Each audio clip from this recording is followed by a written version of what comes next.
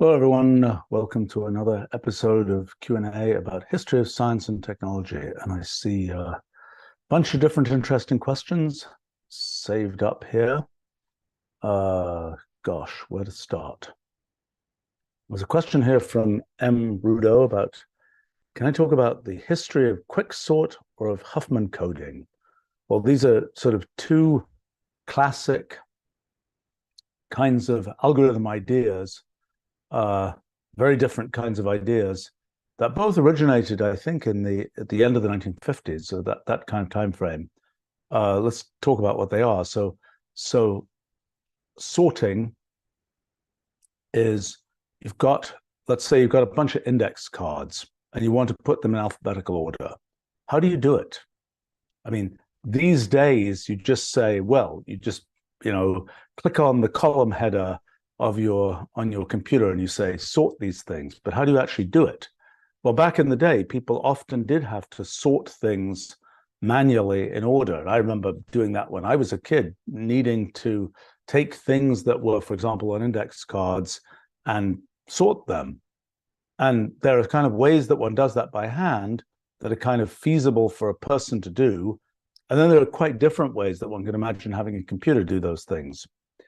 And I think the most common kinds of things one does by hand, you kind of lay them out, you start flipping pairs of cards. So you say these two aren't in order, let's put them in a different order.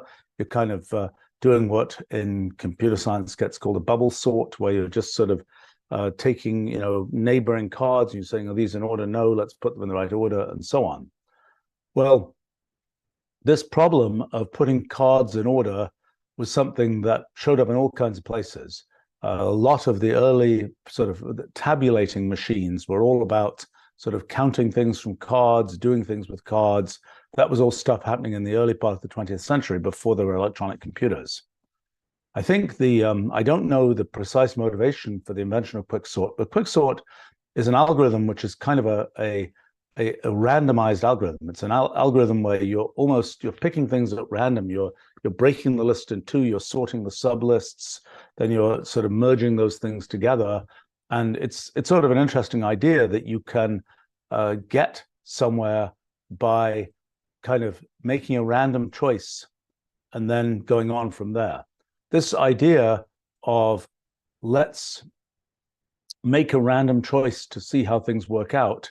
This is the idea also of the so-called Monte Carlo method, which was used in World War II for the Manhattan Project for studying things like neutron diffusion. You try to work out what will happen when all these neutrons are running around in a piece of fissile material, and you say, well, let's just see what would happen if we were to randomly pick which direction these neutrons go, and we have enough neutrons that what will happen in actual neutrons, where we have lots of them that are sort of moving at random, versus in our simulation will agree. Actually, this idea that one could sort of estimate things by just doing random choices, that turns out to be a pretty old idea. I know that I happened to find work by Kelvin from the, I think, 1880s or so, in which he was trying to estimate things related to thermodynamics, and essentially did this idea of just let's try a lot of different paths. And he talked about, I think he used a deck of playing cards or something and shuffled them and picked things.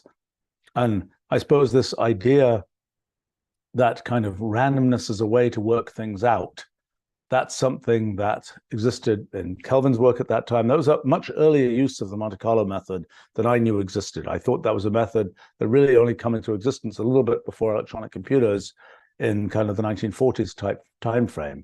I mean, there's other work that was done on thinking about kind of the effects of randomness back even in the 1600s. The Bernoullis and so on were studying games of chance and trying to sort of develop the early ideas of probability theory. And again, it was, even though you've got probabilities and random things happening, you can make definite overall statements. But using that as a way to actually calculate an exact result, that was something that I think didn't really emerge. I mean, again, Kelvin in what he did in the Monte Carlo method was sort of doing that. You can sort of estimate things by just taking a bunch of random choices and looking at their average. But quicksort is yet a different idea, where you're just sort of picking something at random and then getting an exact result of how the list should be is sorted, even though the algorithm by which you get there involves randomness. Now, there are plenty of other algorithms in modern times that involve all sorts of randomness. There are random ways to estimate whether numbers are prime, where you're kind of getting the final result right. There are ways of trying to figure out things where you're sort of trying to find a path through a graph or trying to prove a theorem and so on, where in the end you get sort of an exact result, but where you pick something at random to do it. I think it was probably 1959, 1960-ish time frame that quicksort was invented by a chap called Tony Hoare, who's still around and who I'd been meaning to have an interaction with, actually. I believe he was working at a company called Elliott Brothers, which was a company that I'm more familiar with than I might be, because it's a company that ended up getting into the computer business in England, and actually made a computer, the Elliott 903, which was the first computer that I used back in 1973 or so. Elliott Brothers actually was a scientific instrument maker that had existed probably since the beginning of the 20th century, making all sorts of things. They probably made slide rules and stuff like that. But anyway, they got into computers, and one of the people who worked there was a chap called Tony Hoare, who was sort of a mathematically inclined person who ended up inventing this quicksort method. So that's the story of that. Hoffman coding. Boy, you guys are really testing my memory.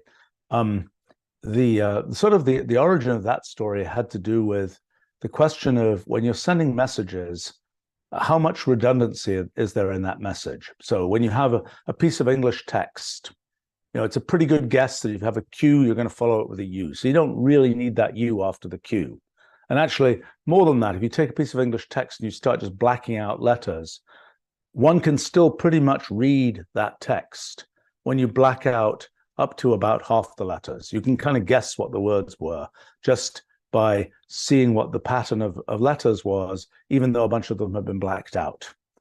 So what happened during Second World War, people were very interested in that question because it had to do with, if you're trying to do cryptanalysis, if you're trying to sort of break a code, you want to know, if you start filling in, if you get sort of a candidate for what the unbroken code is that plausible or not? And how much do you need to know in order to be able to figure out whether you are successfully breaking the code? How much, if what you get, you say, I've got a key for the code, you get a bunch of sequence of letters. That sequence of letters couldn't possibly be English, even if, but because the kind of statistics of the letters are wrong, then you say, oh, that's not the right key. Let me go on to the next key. And so sort of an idea of cryptanalysis is you keep going until you get something. You don't know what the actual message was, but you can ask whether what you get out is statistically plausible to be the message. And that idea and this question of sort of how much data do you need if you're going to be able to figure out a key of a certain length? How much text do you need to even be able to know that you got that key right? And how much could you, if you didn't? And so that turned into, during World War II, Claude Shannon was working at Bell Labs and was working on speech encipherment. There's sort of a mysterious meeting that happened at Bell Labs, which was then based in New York City, between Alan Turing and Claude Shannon in the middle of World War II, supposedly to talk about kind of I think it was called Delilah, the speech encipherment system that was used, I think, a few times. I think Churchill and Roosevelt had a chat over the encrypted phone system that had been set up at that time, that was kind of an analog encryption system.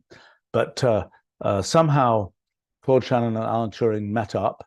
Alan Turing was sort of famous later, after the work was not secret anymore, for having worked at Bletchley Park and having invented kind of a statistical method for thinking about how to do cryptanalysis. And sort of that's what he did. And meanwhile, Claude Shannon, I think during World War II, invented sort of similar ideas.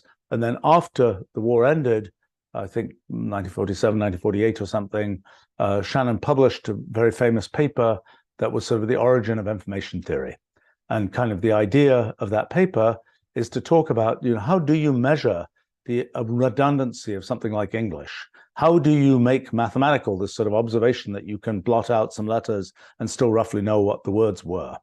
And and for example, another example that Shannon actually used in his original paper is when you make a crossword puzzle, if kind of any possible sequence of letters is a possible word in a language, then you can expect that you can make a crossword puzzle where every single place in the two-dimensional array of letters is filled in, because after all, any sequence of letters makes a word.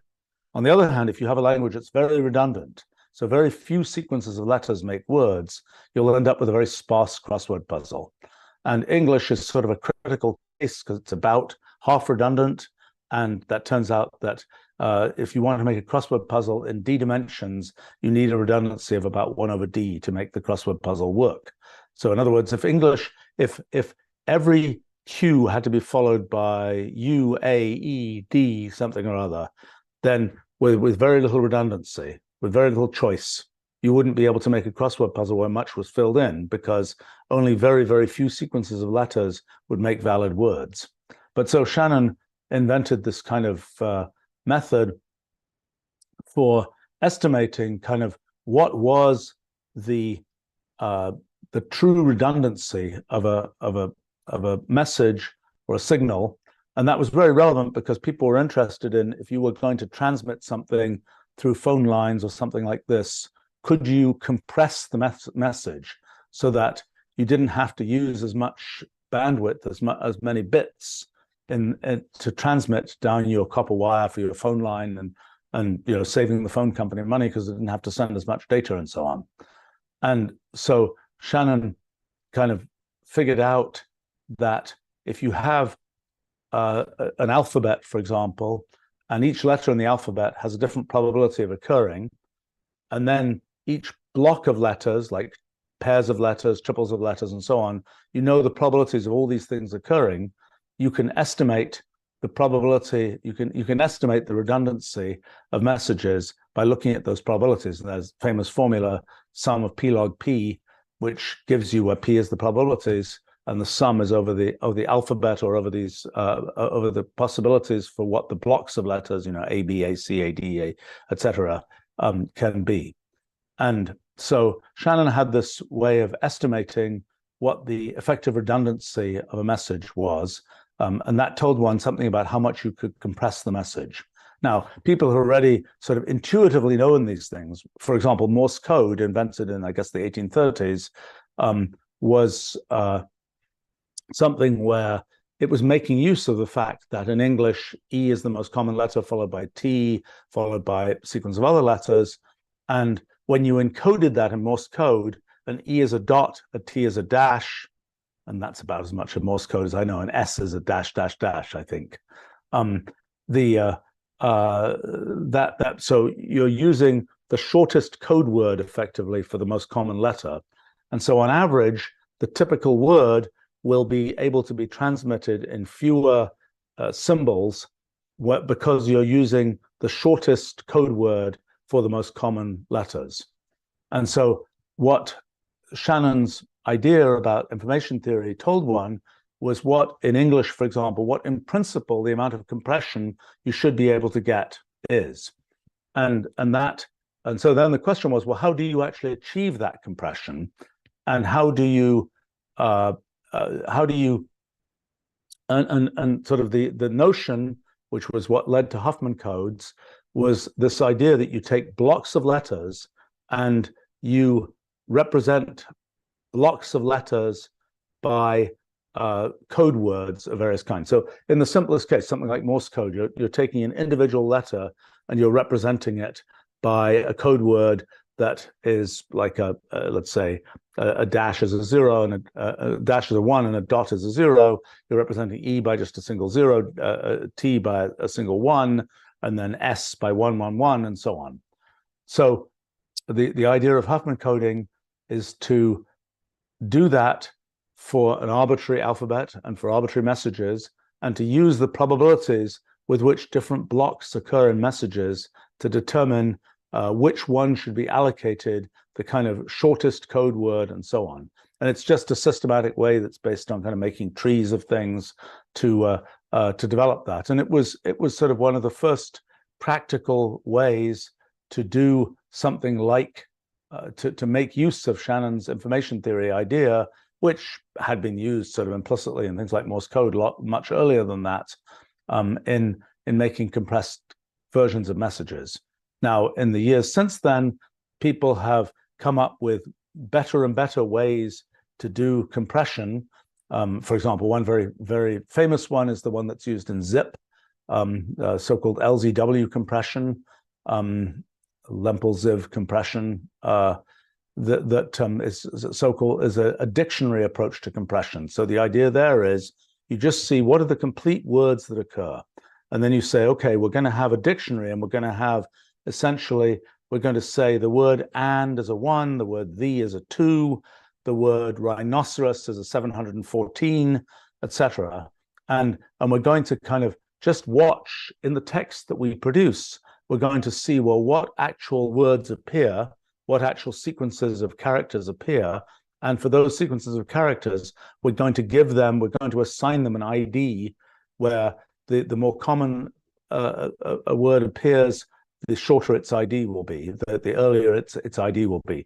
And kind of that can be done sort of recursively, where you're saying you assign code words for sequences of code words and so on. And that's what builds up LZW compression, which is what's used for zip and GIF and TIFF and so on.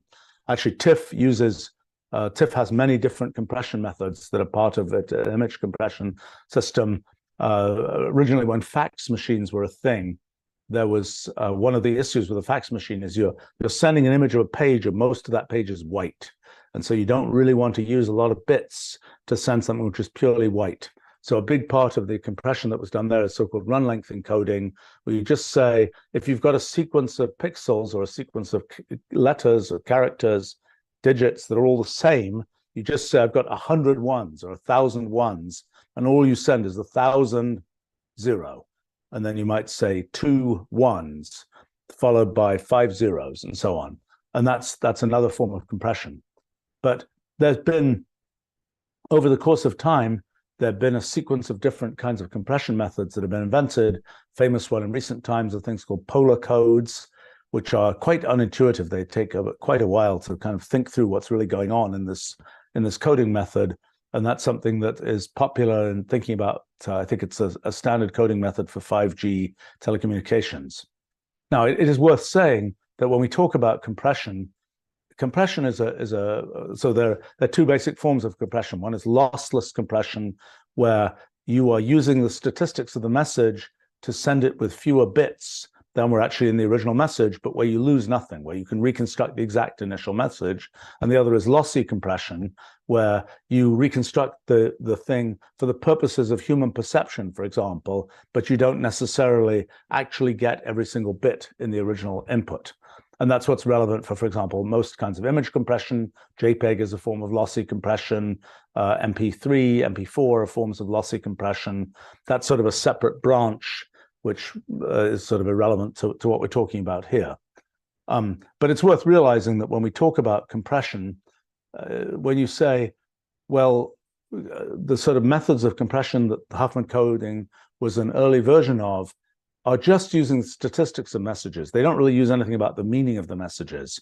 It's a quite separate way of thinking about compression to say, well, let me know exactly what this message means, and let me, for example, write a program that will reproduce this message. So, for example, pi, infinite number of digits in pi, 3.14159, etc.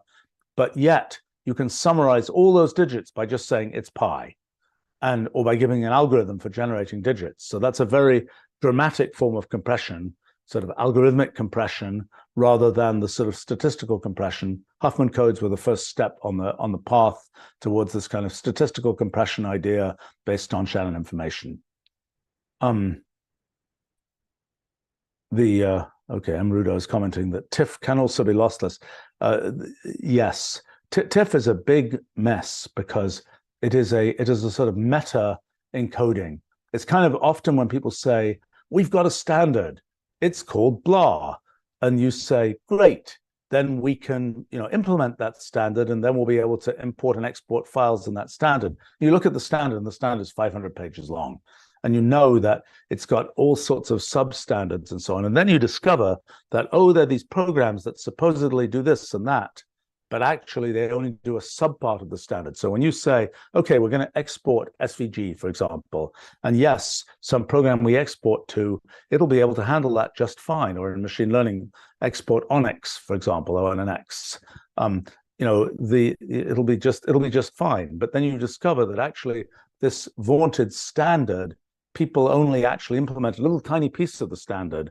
And so a lot of the sort of interoperability isn't there. But TIFF is one of these meta standards.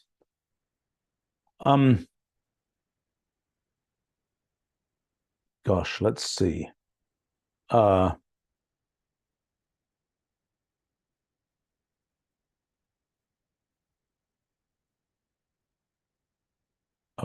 Prutz is asking about 5G. Let me not go into the too much technical detail. I mean, I don't know all of the technical detail, but I do know a decent level of it for how 5G works. But yes, 5G is a very digital kind of thing. In fact, all of by the time one even got to 3G cell phones, one's really dealing with digital data.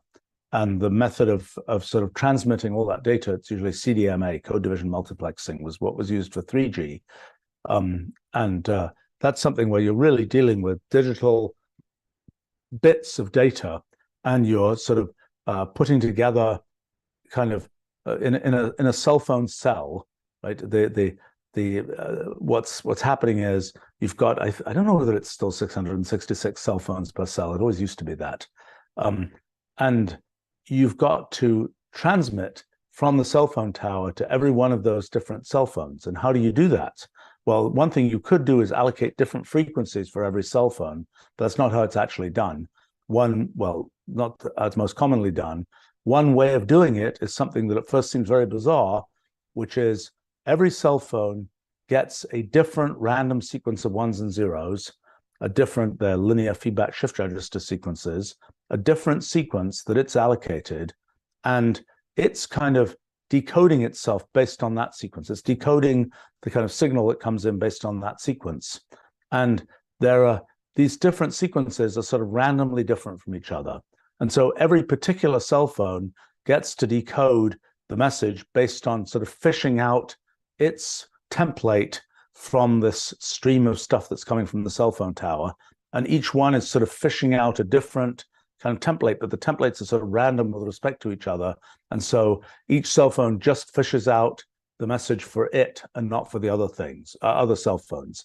But it's an extremely digital, all ones and zeros kind of story.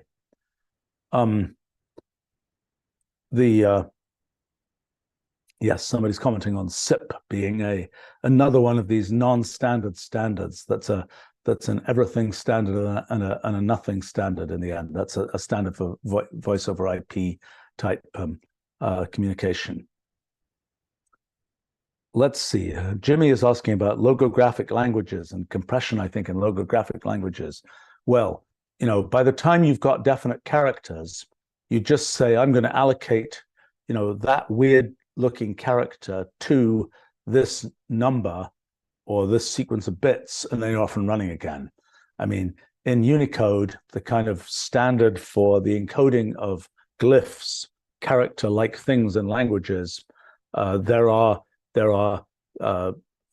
numbers essentially for the glyphs of all the languages of the world. Originally, Unicode was just 64,000 different possibilities, and that was in the early 90s when Unicode was being developed. We were a bit involved in that. There was sort of a lot of arguments about. In fact, Wolfram Language Mathematica were kind of some of the very first pieces of software to support Unicode, and we actually contributed some characters to Unicode in the math section of Unicode, but. The back in the early days of Unicode, there was a lot of concern about, well, which languages are really going to fit in Unicode? We've got 64,000 characters. And for example, Korean with its Hangul characters and the sort of block of 4 type characters was sort of a big concern. Is it going to fit in Unicode? Is the 30,000 ideograms of Chinese going to fit in Unicode? And those things fit, but some languages didn't make it into Unicode. For example, the cuneiform of ancient Babylon did not make it into the original Unicode, and nor did a bunch of other things. And certainly nor did only the very basic emoticons made it into Unicode. Now that was at a time before the whole emoji explosion happened, but there wouldn't have been room in Unicode. But you could represent, I think, maybe some Egyptian hieroglyphs were in the original Unicode. I'm not sure. But anyway, what happened after that time, that was sort of plain zero, as in there were just 16 bits used to represent each character. Then, and a big pain in the neck for software makers like us to deal with sort of different lengths representing different kinds of characters. Back before Unicode, everybody always represented characters using 7-bit or 8-bit sequences, which means you get either 128 or 256 possible characters. And then there was a whole complicated zoo of different ISO standards for different kinds of characters. So for example, ISO Latin 1 was the standard that was used for standard English, and it didn't contain accented characters that appear in other European languages. It didn't contain Greek characters. It didn't contain all these different kinds of things. And so, for example, what would happen is if you wanted on a computer, you would have a file and it had Greek characters in it. It was all Greek, for example. Then you would just say those 8-bit sequences in that file, instead of the file being encoded in ISO Latin 1, for example, it was encoded in ISO Greek 1, which means that the bit sequence, I don't know what it is, the bit sequence that represents 60 or something would be an alpha. I'm making that because I don't know ISO Greek 1. I don't know its particular encoding. But in any case, then when that file, you've got those 8-bit sequences in that file, each 8-bit sequence represents a character, then you say, I'm using ISO Greek encoding, so then I know how to actually render that on the screen. And that was a bit of a mess because you had to know for every file how is it encoded. And that's something you see in email headers and in web page headers and things, is what is the character encoding. And in Wolfram language, we have character encoding options and so on. And that's kind of a way that is specified.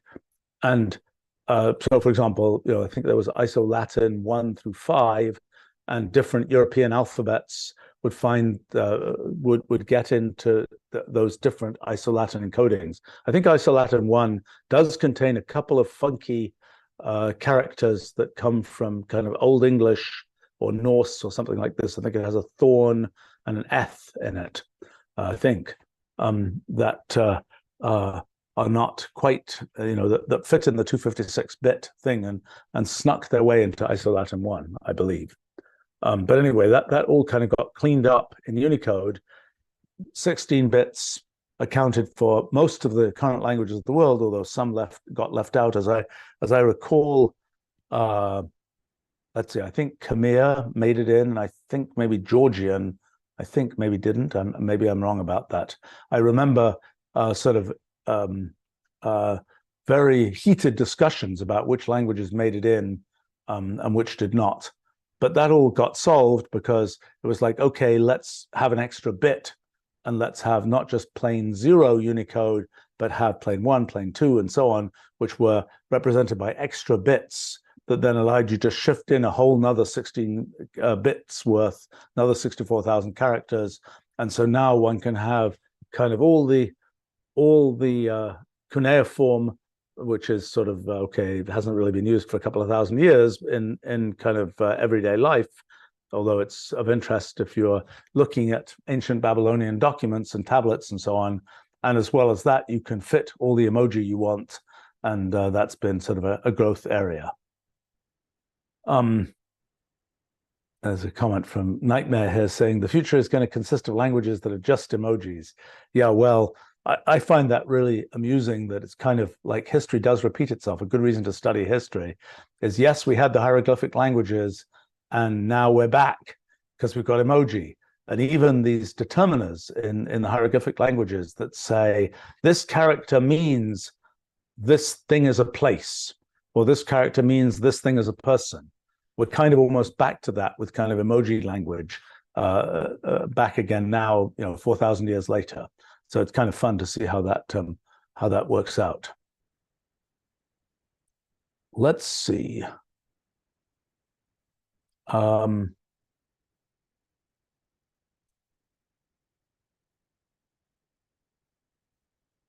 Well, Eli asks, when did the study of economics form? I don't know the history of economics as well as I should. It depends what kind of phenomena of economics one is really talking about. I mean, I think people would usually say Adam Smith and his Wealth of Nations book was kind of an early kind of attempt to understand kind of how value works, and to get sort of an idea of what's really going on when we sort of think about economic activity. But certainly people have been exposed to economic phenomena and had an intuitive sense of them, certainly in antiquity. I mean, it's sort of an interesting thing that in the Roman Empire, there were just published prices for things. So, and those lasted for long periods of time. I mean, a shark tooth or something, there was a price, and it was on, there were tablets that existed that were just the price for X. Now, that's an interesting thing because that sort of denies the possibility of inflation. And, I don't know exactly how sort of the Roman central bankers, as they were printing up money, how that really quite worked and how that was sort of kept under control. Because what's been a phenomenon of modern times is the phenomenon of inflation, where the effective value of money goes down and goods get progressively more expensive denominated in the currency. I think people certainly started making, what was it, in ancient, well, I mean, people say Croesus invented money, but I think that's more kind of a mythical thing. But, the idea of coinage is very old. Minting coins out of metal is something that certainly existed in, well, certainly in ancient Greek, Persian times, and maybe even before that. And in different parts of the world, different kinds of things were used for money. I mean, in Polynesia, it was cowrie shells and so on. I mean, sort of anything that is rare and where you can sort of have some control over how it works is something which was a candidate for making kind of symbolic money. I mean, it's sort of a famous thing that for a long time, people really didn't understand the distinction between the value of gold, as in, how much you could buy and sell gold for, and the coinage that was made of gold or made of silver. And I think it's a sort of famous thing from Marco Polo in the 1400s, I guess, when he went to China. China had invented paper money, and Marco Polo found that incredibly bizarre. How can something that really doesn't have sort of, in his view, tangible value, like a piece of gold that you could melt down and use, and it's real value in gold, so to speak, how could you have a system of money where the money was just paper? And of course, the answer to that is, well, you have to believe in the government. You have to believe that there is some sort of force behind that money that guarantees its value. Now, that same thing came up again in cryptocurrencies and Bitcoin and so on, of, well, do you really need sort of a thing behind the money to establish its value? Or is there a way in which something can have a value abstractly? And I think this is still sort of a question in economics. My own view tends to be that as soon as you have enough of a network of transactions, you've kind of established that you can't change that value because it would change too much of this network. It's kind of a thing a little bit like what happens in statistical mechanics, in kind of you have this equilibrium where you've established sort of the temperature of the gas or something, and that establishes something that you can't kind of tweak with by making small changes. And so that's, in a sense, by having enough of a network of transactions, you can have a meaningful notion of value, even though there isn't an ultimate thing down there that you say is truly valuable. I mean, a common idea in economics is that in the end, value is associated with some kind of utility to people. Now, gold, I don't know, you have to kind of squiggle around a bit to argue for the utility of gold, because really gold is mostly valuable because people think it's valuable. And it's also scarce. And if there was, if somebody suddenly captured a golden asteroid, I'm told that no such thing can actually exist because of the way that elements form in the solar system. But, somebody brings a golden asteroid to Earth and it's worth, a quintillion dollars, let's say, then what does that mean for the price of gold? I mean, this is what happened in, for example, the price of silver back in several kinds of disasters with silver. People were like, the price of silver, it's going up, it's going up, it's going up. And eventually people had, silver spoons in their houses, and they decided, look, the price of silver is so high, we might as well melt down our silver spoons and use that as kind of currency like silver. And that led to all kinds of trouble with the price of silver, which then sort of crashed as a result. But this question about when economics as kind of a science really formed, and people would argue, how scientific is it now? That's a big question of to what extent is economics really a descriptive field that is just talking about the statistics of what happens with the flow of value and money and so on, and to what extent is it a proscriptive field where you start from sort of some axioms about human behavior and deduce what has to happen in the world. And I think there's still a tension between these things. It's something actually I'm interested in thinking about, and I think maybe there's some ideas from our physics project that are relevant for thinking about this in a new kind of way. But the kind of, I would say, here's a funny story, perhaps. The school I went to, high school I went to, a school called Eton in England. It's a very old school founded in the 1450s or something. Anyway, there are lots of distinguished alumni of that school, particularly the part of the school that is the so-called college, which is just 70 kids at any given time. So about a dozen or so per year. That's kind of it was an interesting group of kids. They've done interesting. The cohort that I was in have done many interesting things, but there were lots of well-known people in sort of previous cohorts of that particular strangely selected group of British kids. But a story that was told when I was at Eton, this is in the early 1970s, there was this day where so-called Threepenny Day. And the idea was that the original founder, who was Henry the Sixth, I think, had put had given some kind of sort of funding to the school, and it said the people, the scholars at the school, should get every year either threepence or a pig. And threepence, 3 old pennies. They still I was there just after British currency had been decimalized, but they'd had, at least in my time, a supply of old threepences, which they used to give out on this day. But the thing was, by the time I was there, the price of a pig was very different from a threepence.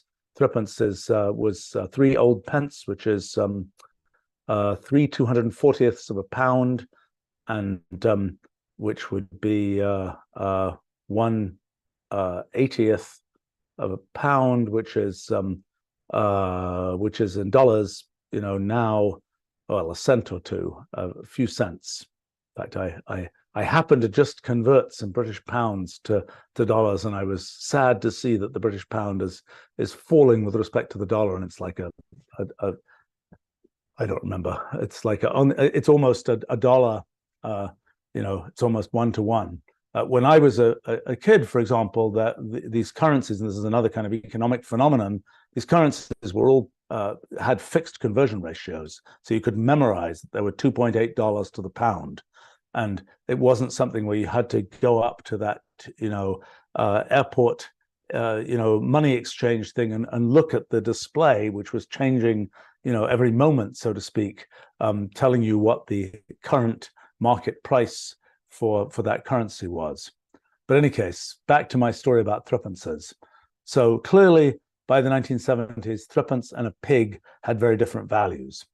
But it turns out earlier folk who were at the same school, and this was a story that at least I was told, there were two young lads, a chap called Harold Macmillan and a chap called John Maynard Keynes, spelled Keynes.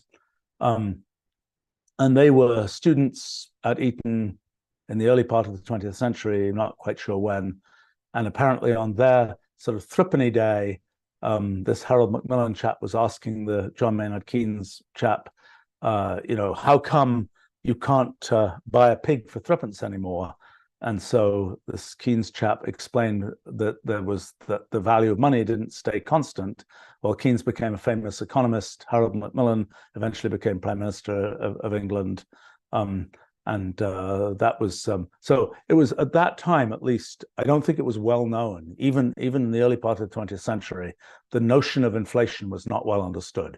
It was kind of something that you had to be sort of a future economist, so to speak, to have an idea of how that worked. And I think there were sort of attempts to make kind of a big theories of economics, like, for example, Oscar Morgenstern was an economist at Princeton who worked with John von Neumann. This was in the 1940s, and wrote this book called Theory of Games and Economic Behavior, which was, in a very characteristic John von Neumann kind of way, wheel in a bunch of somewhat advanced math, and then imagine that you're just solving a field. And so in that case, he thought he was solving the field of economics. It didn't really work that way. I mean, game theory is interesting in economics, but it's certainly not the be-all and end-all of understanding how economic behavior works. So that's a little bit on economics. There's more to say, and a little bit more that I know about that history, but it's kind of like even kind of getting systematic data on what was happening economically. People weren't necessarily getting that. I mean, there started to be stock exchanges. That was a thing that was going, I think, in the notion of kind of a market that involved trading commodities and so on. That was a thing. Insurance became a thing. That was a thing, I think, in the 1600s that started to develop. There was a lot of sort of high tech put into kind of financial market making. I mean, a famous story is that in Venice, for example, there were all these merchants who were trading, and it really mattered whose ship was going to come in, whether you were trading this or that thing. If there was just about to be a ship that had made it in and it was carrying such and such a thing, then the price of that would go down or whatever else. And so one of the things, there's this big tower in Venice that's still there, and the thing was, people would run up that tower and go and see, which ships were coming over the horizon, so that they could be the first to trade on that information. And famously, Galileo licensed the telescope to the merchants of Venice for all terrestrial uses, and they were using telescopes to go and figure out whether that was around 1608, I think, 1607 maybe, to find out, what ship was coming in, who could be the first merchant to figure that out. And Galileo and things in those days were very litigious, I suppose, in Venice and so on. And there was a contract. It said all terrestrial uses, and so Galileo was like, and this story may be partly apocryphal, but it's kind of an interesting story. I've never really checked into whether the details are correct, but so he said, well, forget about terrestrial uses. I'm going to turn the telescope to the sky and see what I see there, and I'm allowed to do that. And then, of course, he discovered the moons of Jupiter and so on, and lots of exciting things happened as a result of that. let's see. There was a question here about from Prab about the history of double entry bookkeeping. I mean, double entry bookkeeping is usually attributed to Luca Pacioli, friend of Leonardo da Vinci's, in Italy. I don't know the. I think it was sort of a very. This whole idea that sort of mathematicians were consultants to merchants was certainly an established idea. I mean, for example, Fibonacci in the early 1200s, when he brought back Hindu-Arabic numerals to the West, he was based in Pisa in Italy, and he was that was sort of a look, merchants, you can do better than working things out with Roman numerals. You can use this positional notation of Hindu-Arabic, and by the way, I'll teach you how to do that. And he had this book called Liber Abaci, the Book of the Abacus, that was about kind of how to do calculations and so on, and how to think about arithmetic in this Hindu-Arabic positional form. It also famously, at the very end of the book, it has this kind of an exercise example, these rabbits in an enclosure, and there's rabbits, and every year they have, baby rabbits and so on. And that was the Fibonacci series, defined in around 1205, I think, AD.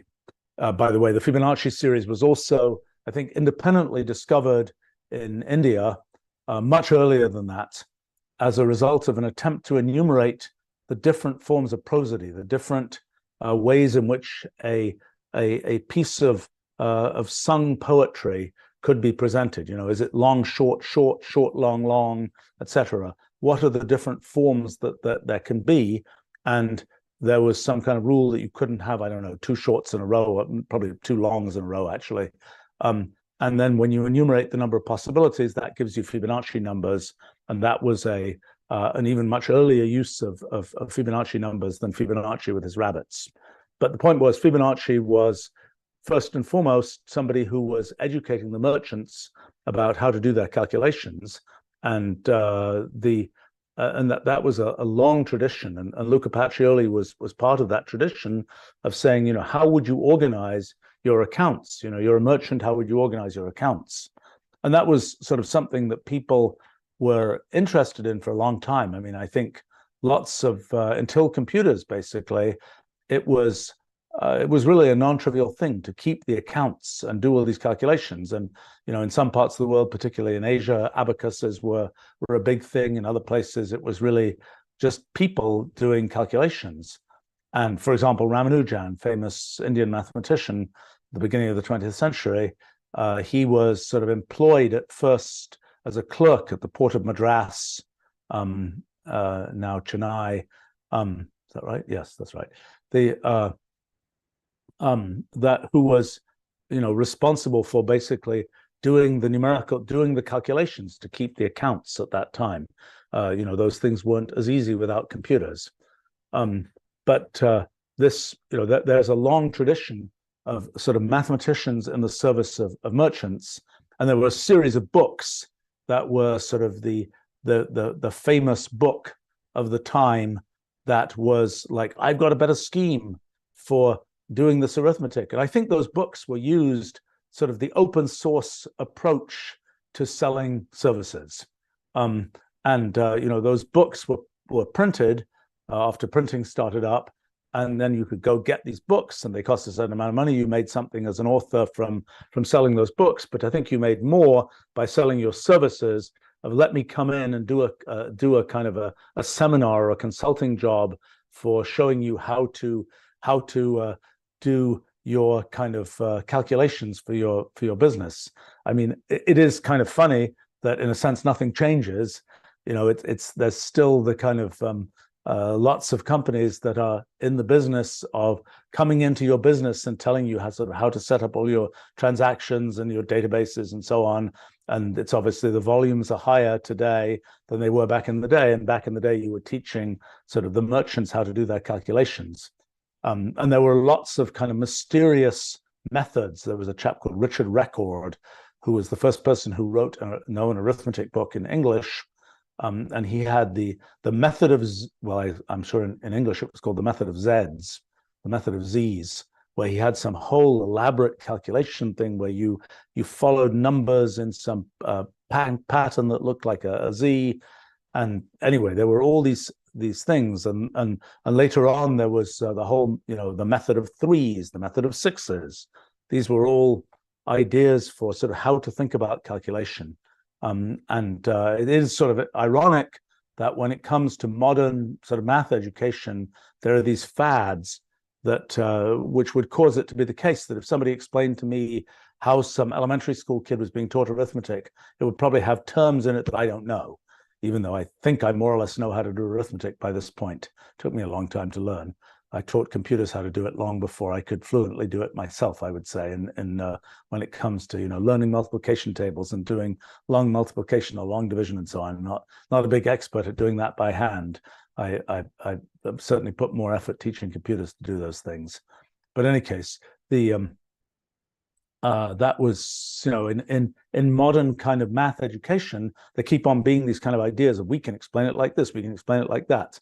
This is nothing new. This has been going on for hundreds of years with different kind of methods that at different times to later folk seem quite obscure. I kind of almost think it would be fun to inventory all of those different methods and sort of import them into modern math classrooms and so on. You get to teach math history at the same time that you teach the actual the methods of math. And it's sort of, I think, relevant to know that these organizations of calculation are historical. They're things that happen to be that way. They're not necessarily that way as a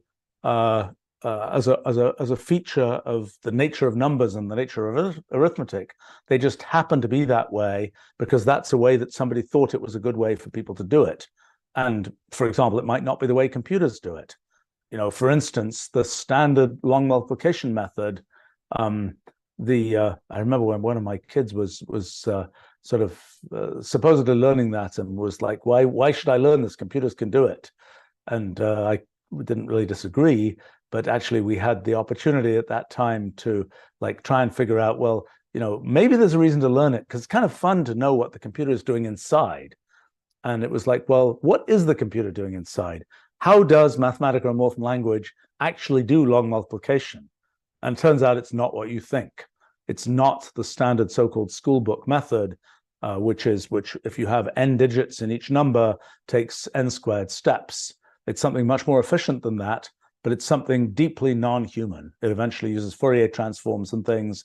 And eventually, if you have a very, very long number, it takes a time that's sort of n log log log n or something.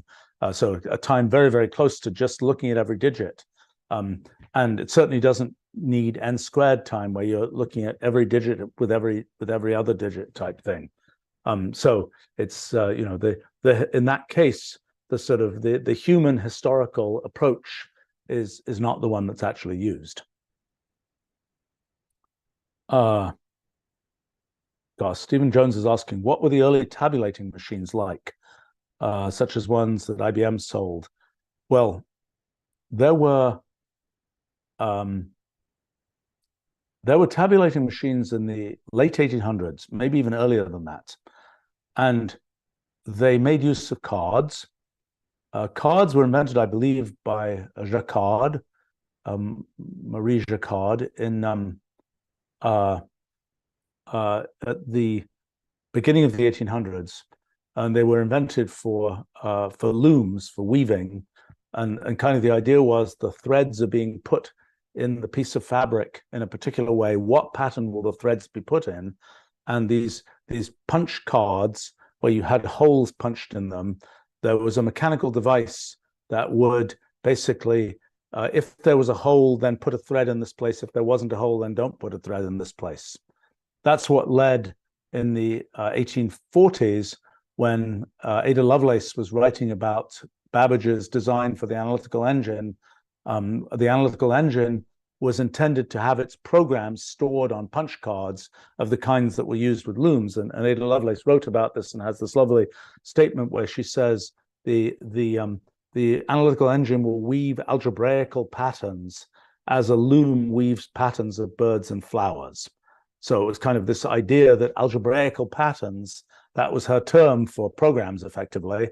And that was kind of a notion of you're using a card to represent this program. Now, cards were used more directly as a way to keep census data. You know, governments like to do censuses, partly because they do things like organize voting that way, and because they like to collect taxes based on those kinds of information. And one of the ideas there was you have these cards and you would punch out holes in these cards depending on whether somebody, like one card per person, okay, who has this attribute? Who is between 50 and 60 years old, let's say. Okay, punch that hole out of the card.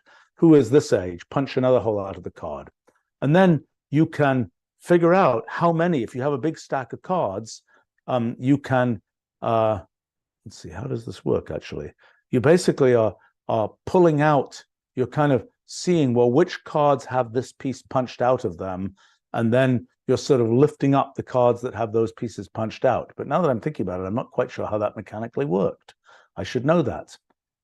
But sort of a famous, the early sort of instantiation of IBM was the tabulating company. A chap called Herman Hollerith was responsible for inventing at least an innovation. I'm not sure exactly at what stage of tabulating machines. And that was famously used for the US Census in the early part of the 1900s, maybe the 1910 census, I'm not sure. And that was sort of an early contract that IBM had with the US government. It still has lots of business with the US government, but that was an early contract that it had. And as various countries got to be sort of more efficient and informationally oriented, they had lots of tabulating machines used for sort of saying things about their citizenry and so on. I mean, eventually got used for all kinds of terrible purposes in the 1930s. And possibly it's sort of the early version of endless micro data collection that's happening all the time these days, happening sometimes in some places for commercial purposes, in some places for government purposes. And it's kind of, again, it's, you know, it sort of all started with the tabulating machine. Well, you could say it all started with the original sort of documentation of people and things in ancient Babylon, kind of when the first cities were being created. That was a time when sort of there was a desire to get things organized, write things down, have definite records, have definite descriptions of who owned what, and so on. And that was kind of how that went. Let's see.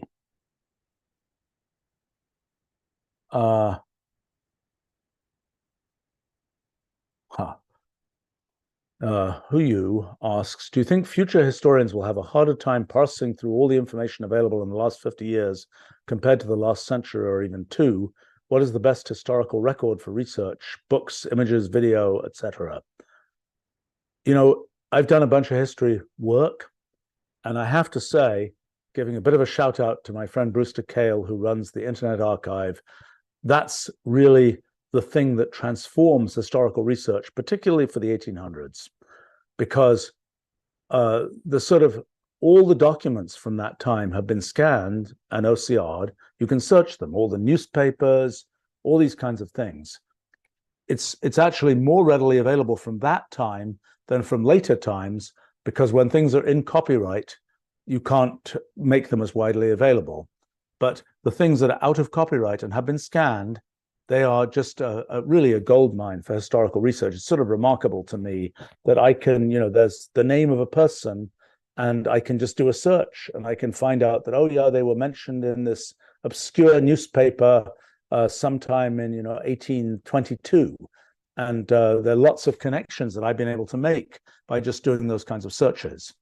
So, you know, I think that's an important thing. The kind of scanning of everything and the digitization of everything is kind of a critical thing. Now, when it comes to things like movies and so on, well, we've now got to the point where we have pretty good kind of transcription of the dialogue in movies, so that becomes searchable. We have, for better or worse, increasingly good kind of things like face recognition and searchability of that in things like movies. So one's being able to get a lot of kind of searchable stuff in things like movies. I would say that there's really a question of more of, well, there's stuff that's on the web. There's, you know, some number of billions of pages. There's probably about, I don't know, between 5 and 10 billion pages of stuff, textual material on the web. There's maybe 100 billion if you include all the archive material. There's even more if you include the things that are in the deeper web behind sort of corporate firewalls and things like this. That's a lot of data. And I think sort of threading that together to do history is absolutely doable. I mean, I've done a bunch of that myself. I've written both about other people's history and about my own history. In the case of my own history, I have pretty good archives. So I really have the information. I mean, I have for 35 years now, I have really pretty much everything I've electronically touched, I have, down to keystrokes and so on. And so it's kind of fun, I can say, and I've done this a number of times recently, when I'm looking back at discoveries I made, let's say in the 1980s or 1990s, I can say things like at, 2:51 a.m. and 32 seconds, I discovered this thing, because I actually have that timestamp, because I have that digital data to see what actually happened. Now, then the question is, well, how do you tell, what is the arc of history? How do you tell all those individual things and knit them together into sort of the overall arc of history? I suspect LLMs make that easier.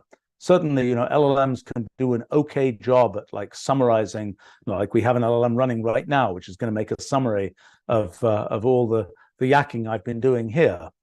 It won't be perfect. It might make some things up, but it's going to get better at that kind of summarization, I think. I think that's one of the things that we'll see incremental improvement in. And I think that that's maybe a very good way to kind of tease out the arc of history from a collection of disparate documents. Now, as a practical matter, one's really talking about sort of embeddings and vector databases and all this kind of thing, because you can't just sort of put that, a trillion words into the kind of say, okay, LLM, here's a trillion words, digest this. You have to do that either as a matter of training or as something that is just really searching for an individual thing. But in any case, I think it will be, the automated historian is, I think, going to be more of a thing. I don't know how good it will be. I mean, I've certainly noticed in my own history and trying to piece together histories of things, history, usually there is a narrative. Usually there's a reason things happened. It isn't just the case that somebody just suddenly one day, boom, they had this idea, they did something. There was a whole trail of things that you can sort of figure out that led them to that moment, led them to that thing. People rarely, and in the world, things, usually there's a buildup before things happen. It's not just a suddenly this happened to happen. And I think part of the story of history ends up being finding that narrative, finding that sort of arc of history that goes beyond just the this happened, this happened, this happened. And I think that's something that is lots of work, but the very fact that there is all this data makes it much more realistic to knit together those arcs of history and get them right. I mean, I certainly know it, not to say there isn't a lot of work. I don't know how much the LLMs will be able to help, but the that is the thing you get. Now, in terms of there are other issues about sort of the historical record, what's preserved how. Like, for example, one example, medical records, for instance. There are ones from wars, and like there are ones from World War II, there are ones from the Gulf War. Turns out the ones from the Gulf War are in much poorer shape than the ones from World War II. The ones from World War II are on paper, and they're sitting in some archive somewhere, and people can go and look at them. It's a kind of a nuisance to fish all that stuff out, but it does exist. The ones from like the Gulf War, apparently, they were all on computers. And when the computers came back from the war, somebody said, well, let's recycle these computers, and they erased all the data. So that's a danger with digital data, that it is in a sense, it's sort of easier to store physical stuff, maybe, if you don't lose it, if the place doesn't burn down and so on, maybe than to store digital stuff. I mean, my own experience of storing digital stuff is, well, don't be too clever with the formats, point one. And point two, keep everything in active storage. I just recently, I had a floppy disk, an 8-inch floppy disk, very obscure kind of floppy disk, and somebody was kind enough to the Computer History Museum actually to be able to actually get most of the data. Some of it had not survived from that 8-inch floppy disk, but that was a tiresome thing to do. I mean, I got that floppy disk in 1982, and by now it's really unreadable, except at a computer history museum. So that's a reason. But if I'd kept that data, and in fact I had kept that data, as it turned out, in online form, then that data, as it sort of gets transferred from online storage to online storage and so on, that's something that you can expect to preserve into the future. Well, unless the disks get blown up or whatever else. And perhaps it is the case nowadays with sort of distributed cloud storage and this and that and the other, that one can be fairly confident that that data will survive. The next question is, will that data be exposed or will that data be encrypted? I had the experience, my first big computer system, SMP, that I built in 1979 to 1981, in a piece of modernity, I encrypted the source code. And of course, everybody forgot the key, and it was decrypted about, nearly 10 years ago now, by cryptanalysis. But that was a case where, yes, you have everything in digital form. It could still not be accessible because it could be encrypted. And I suspect the encryption we have today will last a long time. I don't believe it's all going to be broken by quantum computers, partly because I don't really believe in quantum computers as such. I think that the combinatorics are on one side in the case of encryption. And so, there will be things where, yes, it exists. We have the data, we have the bits, but it's encrypted. And there'll be also cases where there's a sort of more and more complicated set of questions about sort of digital privacy kinds of things and what can be sort of put together to form the net of history and what cannot. The Census Bureau, for example, in the US has the rule that after 70 years, a census becomes public, and it's sort of carefully protected before then, but then 70 years later, it's public. And I guess that's 80 years and 10 was thought to be, kind of, it's all over by that time. It's kind of like things where people have 99-year leases for land. It's like everybody who made that deal is dead by the time that the thing blows up in one's face, type thing. But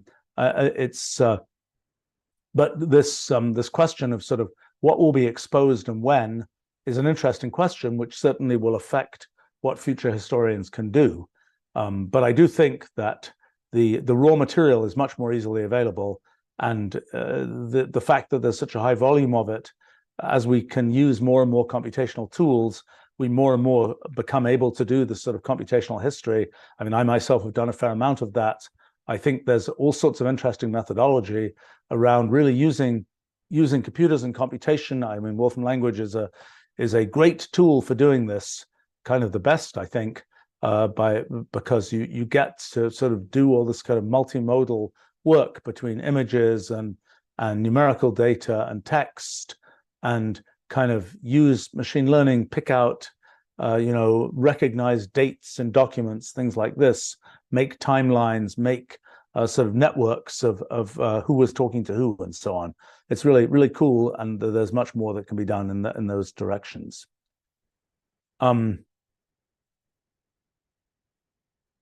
Let's see. 420 asks, doesn't copyright law allow flexibility with people who want to share their works online? Well, yeah, you can absolutely say, I'm just giving this to the world. I'm putting this in the public domain, or I'm using the Creative Commons, some standardized license to say it's available. Anybody can use it. I do that with lots of stuff I produce. It's like anybody can use it, but you've got to say where it came from, for instance. The copyright was the Berne Convention of 1900 was the thing that sort of really sort of organized copyright. I mean, there were vestiges of copyright earlier than that, but that was the thing that was really the sort of international agreement of there being a copyright. It always used to be written in words, copy space right. You know, I think it's a constant of history, that word smoosh. I'm always telling this to our DQA, document quality assurance folk, when they try and correct words like website. Back years ago, they were like, website is 2 words. And I say, it won't stay 2 words. It's going to end up as 1 word. And, you know, this is a principle of smooshing in words, and it happened to copyright as well. But I think the US even today is not part of this Berne Convention. But there are kind of this notion that you get a certain unique right in your works is a notion that, well, let's see, patents, which were a different kind of thing, they originated in the 1600s, I believe, in England at first, and then were sort of enshrined even in the US Constitution. But that's really for inventions as opposed to sort of creative works. I think the sort of one thing that was sort of entangled with copyright, I suppose, was the right to print things. And, you know, certain places had licenses to print certain kinds of things. I mean, I think this has been true in the more totalitarian countries. This kind of idea of, you know, does the government give you a license to print this or that thing has been a big deal. It was a big deal in the Soviet Union. It's, you know, in modern times, you know, in China, for example, it's kind of like, can you have this website? Do you have the government certification to have this website? I mean, different countries have handled this differently. In the US, for example, if you wanted to own a television station, up until recently, and maybe even still today, there are all kinds of constraints on what you have to, all sorts of government constraints if you want to have a television station, because kind of the idea is, well, gosh, that's something where you can really sort of have an effect on the country by using your television station. It sort of raises all these questions about, well, you know, now that social media can have an effect, you know, what should the government be doing about that? And well, I'm not usually a big believer in all sorts of complicated regulations, but I think you know, the issues have come up again and again, and they come up in different countries in different ways.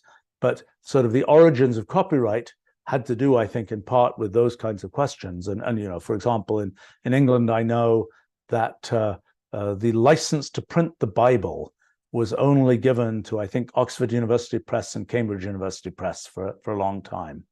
And that was sort of you know, that was not quite the copyright on the Bible. It's not clear, you know.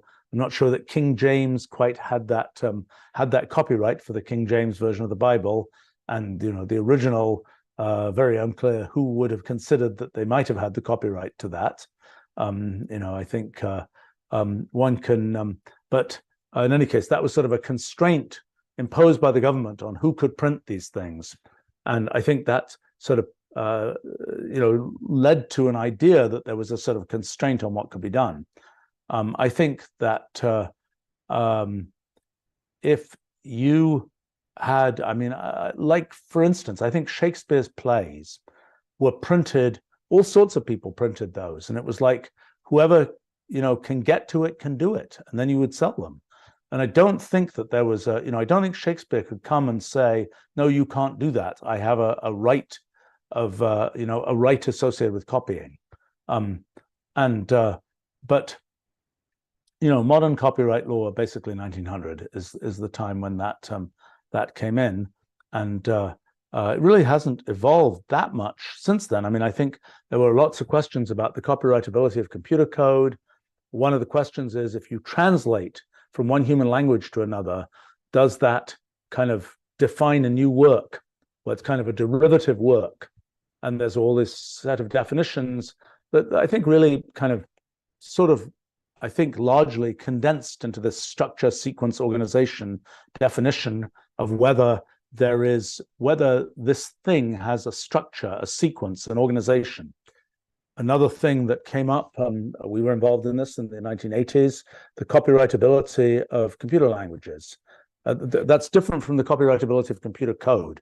For a long time, it used to be the case that if you like translated from one computer language to another, then there wasn't any copyright anymore. I'm not sure what the current legal status of that is.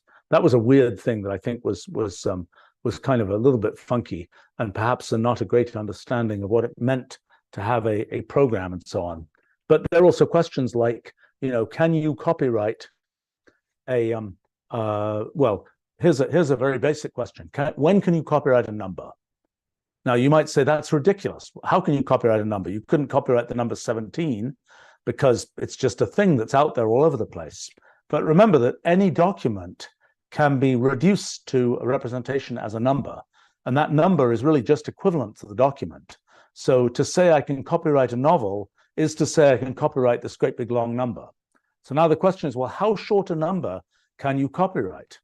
And for instance, a haiku, short piece of poetry, is something that surely you can copyright. And I have to say, in some various license management things of ours, we've made use of the fact that you can't legally sort of copy a thing that's transmitted that happens to be a haiku as a sort of a form of copyrightable, a sort of a minimal copyrightable element. But a haiku is a much shorter number. Now, if you have a number that generates for you this amazing sort of cellular automaton pattern, some rule that generates this amazing pattern, and that number is 14 digits long and generates this amazing pattern, there's a pretty good argument you can copyright that number. So just how low can it get? And then that sort of brings in the question of, you've got this number, and that number generates this interesting picture, and you can copyright but the picture is generated from the number by a purely automated process, by a computer. Now, you may have written the algorithm by which that thing is generated, but there's an interesting set of questions about where is the piece of originality, creativity, and so on, and how much does that matter for copyright? There was a very famous Supreme Court case in the US, the Feist case, I believe, which had to do with the copyrightability of a phone book. And the question was, a phone book is clearly, and it was arranged alphabetically, so there was no creativity in the phone book. It was, however, an original document. Somebody had to make it, and it had never been made before. And in that particular case, it was ruled that the phone book was copyrightable, that it was sufficient. You did not have to have kind of a creative spark to have something which was validly copyrightable. And that led to all kinds of issues about the copyrightability of data and so on. We've been quite involved in those kinds of things. And there are rather different rules in the US as compared to the European Union for those types of things. These are sort of questions that have been the emerging sort of stories of copyright law. Now, another feature of copyright law was this idea of copyright libraries, of a place where to have a copyright, you have to deposit a copy of the work in that library. The Bodleian Library I think there are two copyright libraries in England. I think it's both the British Library and the Bodleian Library. In the US, it's the Library of Congress. And, in some sort of ways of setting this up, you had to actually send a copy of your thing there for it to be validly copyrighted. Now that's not the case. You can just put that copyright symbol and assert that it's copyrighted. And, it depends whether you actually validly, with the originator of it, whether you can validly claim copyright. But the sort of the thing is, if it's sitting in the Library of Congress and you put it there on a certain date, and somebody comes along and says, I did this too, and that date when they did it is when they said they did it is after the date when you deposited it in the Library of Congress, then the Library of Congress is kind of your blockchain. It's kind of like, yes, it really existed at that time, that it really was put in the library at that time, and that's how that works. But there's sort of very early in the history of computer software, it was the idea that programs were copyrightable. That was one thing. The idea that the object code, the compiled version, the executable, was copyrightable, that became a thing very early. I have to say, I was sort of interestingly involved in this one. I was working at Caltech in the early 1980s and building software. There was this, well, this is a long story, which perhaps not to tell right now, but there was a whole sort of meltdown about intellectual property in which the bylaws of the university, as the person who was sort of responsible for this stuff, was keen to point out to me, the bylaws said copyrightable material is owned by its authors, which meant he didn't have to try and work out what to do with this intellectual property that we produced, which was software. And it's like, well, copyrightable material is owned by its authors. Software is copyrightable, therefore you own this. Don't bother us, just go start your own company, which is what I did. That was my first company, actually. Later, that turned into a giant conflagration of various kinds that ended with me. Otherwise, I might still be a professor at Caltech all these years later if it hadn't been for that particular, hadn't been for me quitting in the end. But in any case, that was sort of at that time, again, that was early 1980s. The concept that software is copyrightable was a thing. It wasn't super well known, but it was known. And in modern times, there's sort of a big question about the copyrightability of, for example, generative AI works. I think that's been a question that we've certainly addressed in the past when we made our Wolfram Tones algorithmic music generation site. We had a very tried to do a real analysis of that question of sort of who owns what, when it's kind of a creator of the algorithm for doing something, a person who pushes the buttons. How many buttons do you have to push before you really were doing something creative? Is that the criterion? Is it that you were doing something merely original?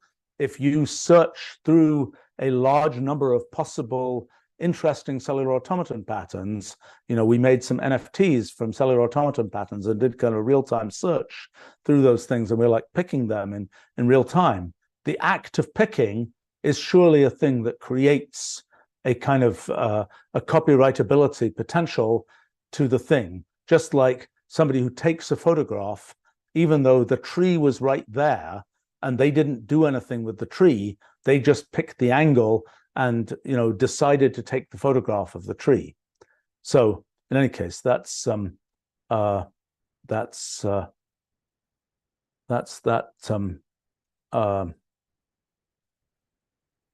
story. I guess there's a question here. Maybe I need to go soon here from Eggy. How did legal structures evolve with the creation of the internet? Were completely new structures built because of it? Lot of different things came up with the internet. I mean, a lot of things from domain name registration, which was that was something like, who can claim this domain? Who can claim the domain, fish.com? How do you register that? How do you set up a registrar for those kinds of things? That one maybe was similar to the concept of registering the name of a company, where there can only be one of it in a given state, for example. And it's different from trademarks, which are established through use and so on. That was just let me register this. But in terms of the internet, I mean, there's just a boatload of issues about, all kinds of things from, do people, when you have the kind of the fiber optic wires of the internet, does everybody have to carry everybody's traffic? Can you have net neutrality? Do you force net neutrality where sort of everybody has to carry everybody's traffic equally? That was something that was certainly implied by the sort of early internet protocols, but it's something that can certainly be debated.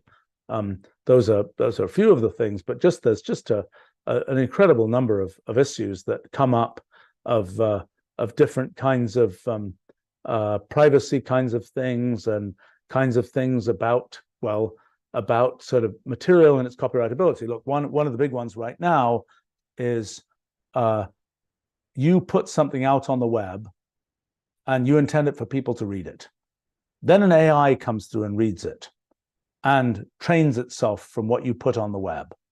For example, it sees the picture that you painted on the web and it trains itself from that picture and 5 billion others. And then it produces pictures. And some of those pictures have possibly something which is very reminiscent of the picture you painted. How does that sort of, how does your copyright to your picture flow through what the AI saw and so on? Now, we don't imagine that, we think that, for example, when you when a human reads something and that thing that they read just goes into their brain and it wobbles around and they sort of are informed by having read it. I mean, certainly I've spent my life producing things which I hope inform people when they read them. But when people sort of make use of what they learnt from what they read, there's no thread that the law tells them they have to put back to what I wrote. I mean, it's always nice if they say, oh, I learnt this from, what that chap wrote type thing. But it's not as such, well, with some constraints, which are a different story about sort of the kind of the goodwill, the kind of, who gets to say they discovered what and things like this. But in any case, if you, on the other hand, if you quote verbatim this big chunk of stuff, then at some length of thing, there's the idea that, well, that's a copyrighted thing, and you kind of have to get permission or whatever, you have to get the right to do that. There's this kind of idea that if it's a short enough quote, it's kind of a fair use of the thing, and you don't have to do that. And that's, for example, on the web, an example of that is thumbnails on the web.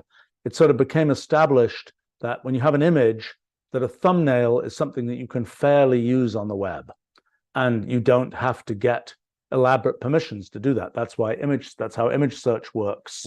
You see all these thumbnails, and when you click it to get the big picture, you'll typically go to the website because that's where it was supposed to be. But this question of what what does the AI, when you are a provider of pictures, for example, and you provide them for human consumption on the web, what does that mean an AI can do with them? And of course, that wasn't imagined at the time when these pictures were put on the web. So it's now a question of sort of retrofitting that set of ideas into a framework that was really didn't imagine the possibility that there would be this kind of aggregate use of something like images by something like an AI. And I think that's a thing that's sort of just getting hashed out now is, for example, one thing, you make an image with an AI, how much do you own the copyright to that image? And how much does it matter whether you touched up the image, how much effort you put into making the image, how much does that all matter? That's one thing. And the other thing is, if you've put material out on the web, to what extent can you say, well, you could say, this is for humans only. You could put a thing just like the robots.txt file can say, search engines shouldn't come in here. They don't always obey the robots.txt file. That's a matter for, technologically, they're not blocked. And I'm not even sure completely what the legal status of the robots.txt file is. I'm sure that you can have kind of a license agreement associated with the website as a whole, and that probably governs that use and whether you can include the material from the website in a search engine.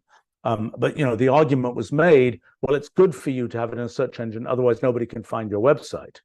And in some cases, for example, with news publications, it's like, well, is it good to have that in a search engine or not? And I think Google in particular has done some rather nefarious hacks around many of these kinds of things, sort of avoiding, sort of dealing with those kinds of issues. I think that in this whole question of, okay, it can be ground up by a search engine, that's sort of okay if your robots.txt file doesn't say otherwise. Well, what about if it's ground up by an AI, by an LLM dealing with language, or by an image generation system dealing with images? At what point is what? At what point is it okay and not okay? And there's some precedents here with music, for example, where there's all of this issue of mixed, what on earth are they called? My gosh, mixes in music, where people will take, just a few notes from one song. And then there are cases where people have argued, just that sequence of 5 notes is the heart of the song, and it's subject to copyright, even though it's only 5 notes. I don't know what the actual shortest is. I'm guessing 3 or 4 notes. And that feels like it's kind of copyrighting the number 17, but it really isn't quite, because the number of combinatorial possibilities is quite large. and I don't know to what extent one takes it as a significant thing, how memorable, you know, the da da da da or whatever it is, you know, that sequence actually ends up being. But you know, that's a thing where there's sort of this question of to what extent does the mixed thing end up working in how does that work? In the case of music, what was done was there's this, oh gosh, there are two of them. One is called ASCAP and the other's name I've forgotten, I'm afraid. But there's this whole mechanism where you can play music, but somehow when you play that music, you are giving some small amount of money to this central fund, which then redistributes that money to the original producers of the music. And you don't have to go ask before you play some music at your store or something. You don't have to go get specific permission from the artist who made that piece of music. It goes through this kind of clearinghouse. And by the way, the same thing, you know, there's an attempt to do the same with copyright. There's a company, a copyright clearing house, right?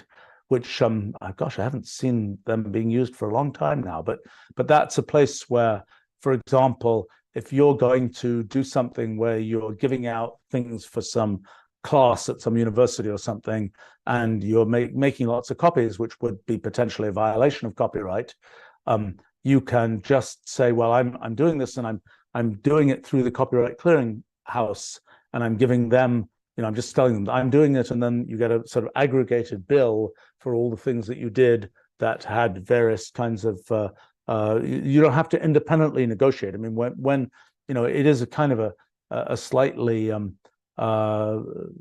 frictional thing that people are reproducing, you know, very often. I mean, on a pretty much daily basis, people are, you know, interested in reproducing some picture that I made, that I put in some place, and they want to print it in some book, and we get some requests saying, can we print this in a book? And we say, sure, with these conditions and so on. But it's kind of a thing where the publishing company has to kind of contact the individual author to get that permission, whereas there is sort of this idea, like what happens with music, we don't have to do that, where there's this kind of centralized mechanism. And clearly for the internet, if you've got an AI that looked at 5 billion images, the thought of kind of going back to all of those image creators and sort of how that works it'd be very difficult to do that. And even more so that it's kind of like, you've made an image of a cat. And the question is, of all of the 3,000 cat artists, or even cat photographs that you got from the web, which one was the most contributive to that image that the AI produced? You know, which cat should be fed the most, you know, the most stylish cat food as compensation for the fact that its image was used by the AI by this weight in the neural net, this collection of, you know, 100 million weights in the neural net that all in some microscopic way encoded the particular whiskers of that particular cat. It's very hard to see how you disentangle that. It's a very interesting problem, actually, this kind of credit assignment to sort of input data. I think it's a very difficult one. I think there's sort of a general question of, is there a calculus of derivative works? That is, I have thought about this actually to some extent, because I think it relates to some sort of core computational issues. If you are doing something like you're in a video game and you're designing, for some reason, an example I've used in the past is a dinosaur headdress. And, you know, you have the basic dinosaur headdress, and then you modify the dinosaur headdress. And the question is, what, you know, the person who originally designed that thing, they own certain rights, copyright type rights. And then as you modify it, you are gradually pulling it away from that original form. And, you know, there's a question of to what extent can the original creator prevent you from doing that and say it has to be this particular, you know, dinosaur headdress. I think in the EU, there are some notions in the law of moral rights and so on, where the original producer of something can exert more sort of, you know, you can't, if your picture is going to be used in some setting which you find horrifying, you can say you can't do that, even though the person bought the picture. But that's not, I think, a concept in US law, for instance. And I think there's this sort of question of it. Can you imagine a sort of calculus of derivative works that establishes kind of what, how much is this person responsible for this final thing. And that obviously depends on, well, if you change that, sort of the green eye of the dinosaur to a yellow eye, is that a critical thing or not? And sort of an interesting question, and it relates to core questions about meaning and so on. Can you assign different levels of significance to different aspects of the message, so to speak? It kind of relates to things we were talking about much earlier about information theory and the encoding of messages. Anyway, you guys have taken me far, far afield here, but I hope you found that interesting. It's always useful to me to try and sort of crystallize thoughts about different kinds of things, and I'm sure I forgot and missaid many things as I was talking about these kind of legalistic issues. But hopefully people found that of interest. So thanks for joining me, and talk to you another time. Bye for now.